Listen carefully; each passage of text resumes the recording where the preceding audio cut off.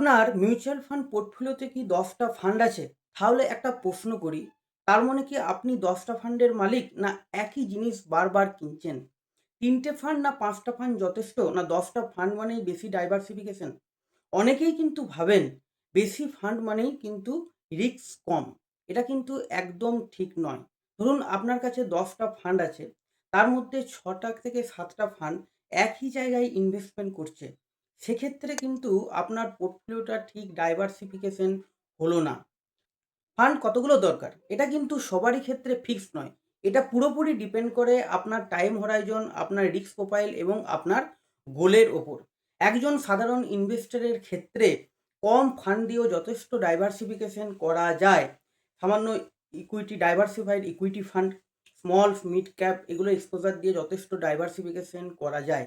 বেশিরভাগ মানুষই যে ভুলটা করেন, যখনই আমাদের ফান্ড খারাপ পারফরম্যান্স করে আমরা অন্যের রিকমেন্ড অনুযায়ী আবার অন্য ফান্ডে ইনভেস্ট করে ফেলি। কিন্তু আমরা আদৌ দেখি না যে ওই ফান্ডটা আদৌ আপনার দরকার ছিল কিনা। তাই নতুন ফান্ড আপনার পোর্টফোলিওতে এড করার আগে নিজেকে ৩ টে কোয়েশ্চেন করুন। ওই ফান্ডটার রোল কি? ওই ফান্ডটার আপনার এক্সিস্টিং পোর্টফোলিওতে যে ফান্ডগুলো আছে তার সঙ্গে কতটা ওভারল্যাপিং হচ্ছে? আর ওই ফান্ডটা কি সত্যিই আপনার জন্য দরকার?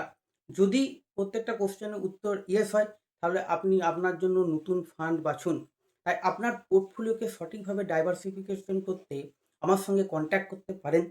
আর কমেন্টে অবশ্যই জানাবেন যে আপনার পোর্টফোলিওতে টোটাল কতগুলো ফান্ড আছে। আর ভিডিওটি যদি ভালো লাগে অবশ্যই লাইক, শেয়ার এবং সাবস্ক্রাইব করুন।